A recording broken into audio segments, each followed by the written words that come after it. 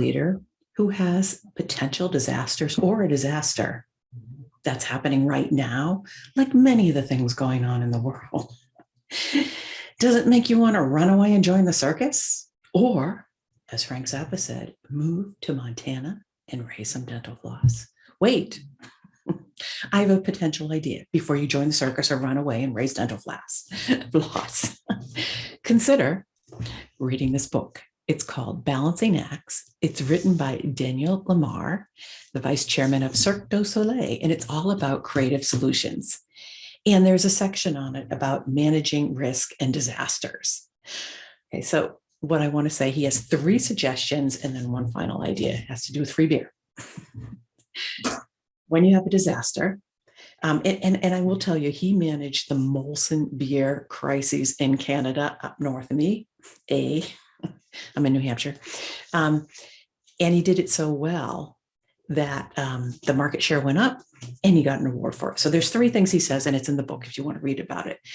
But one, he says, first of all, assign one decision maker. Who's managing this crisis, this risk, this thing? One person. So it's not all over the place.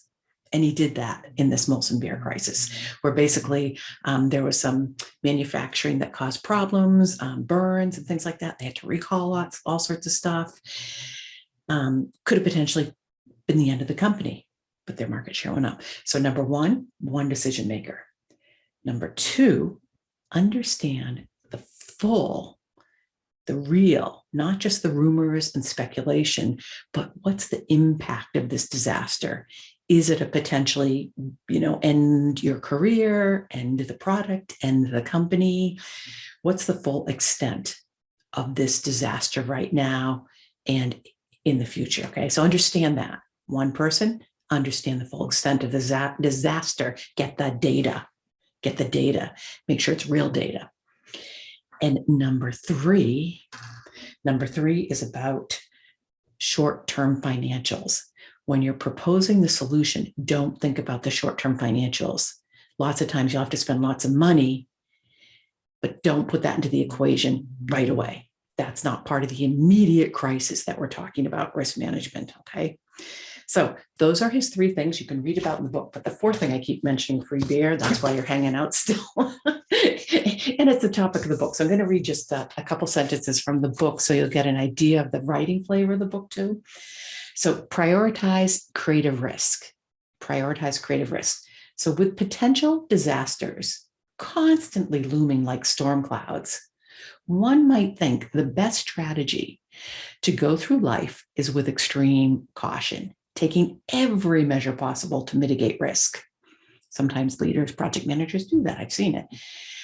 As counterintuitive as this might sound, Daniel, found exactly the opposite to be true.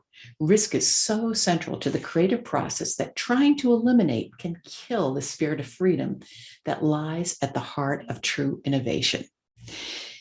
And this is how he starts the chapter on free beer. So with that in mind, someone had randomly suggested, we better give them free beer now. And they did. They gave away free beer, cost a whole lot of money for them. And afterwards, their market share went up. So he followed the 3 rules and they allowed the creative process, the things that seemed totally out there, to come into play. So I totally recommend this book, Balancing Acts.